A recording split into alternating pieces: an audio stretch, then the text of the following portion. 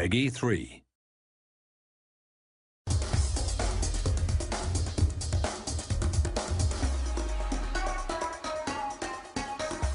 think there was a lot of limitations in our old collision system. It was very good, but it didn't allow us to do some things that were quite difficult. So a lot of times in FIFA 11 you'd get a situation where maybe two players are running into one another, and because there's a lot of contacts between those two players, with the old system we had to pick one contact, which meant that we'd get a collision animation that did a great job of showing you that there was a collision, something happened, but maybe didn't take into account every little detail.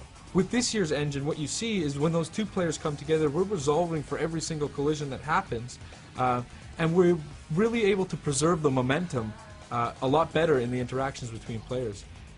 This looks fantastic when you get into the replay camera and you see all of the limbs and the parts bending and contorting as you would expect them to, like you would see on real-world TV. But it also translates into the telecam, where you really feel the difference of the game and you really feel that preservation of momentum. Another benefit that we get is we resolve a lot of our clipping issues in the game this year.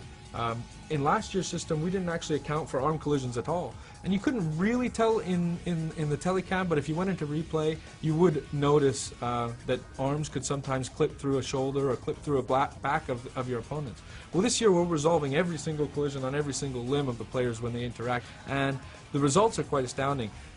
One, you don't actually get the level of clipping that you got in last year's game, but two, you get tons of variety. You don't get these robotic animations in jostling and shielding. You get more of a tussle between the players and a fight for possession that feels more realistic, feels like things that you might see on TV. To illustrate the point about the variety we get, I want to talk about contextual dribble turns. And what this is using the left stick, you could beat a player last year by maybe taking just a 45-degree dribble turn. But sometimes when you would do that, maybe you'd knock the ball by him and that player would stick out a leg trying to tackle you or really be in the way of where you're trying to go after the ball has passed him.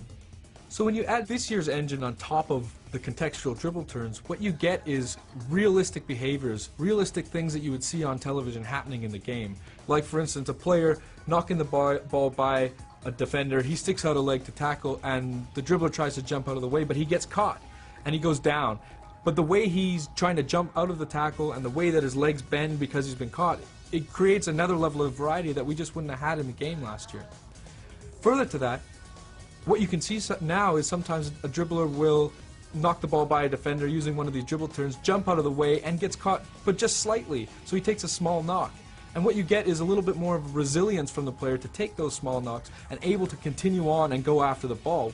Now players like Messi can skip through those challenges, take a knock, bounce off of a tackle, and still continue on to really pursue the ball and continue the flow of the game. And it makes for a much more exciting experience, especially when you're on the ball with those good dribblers.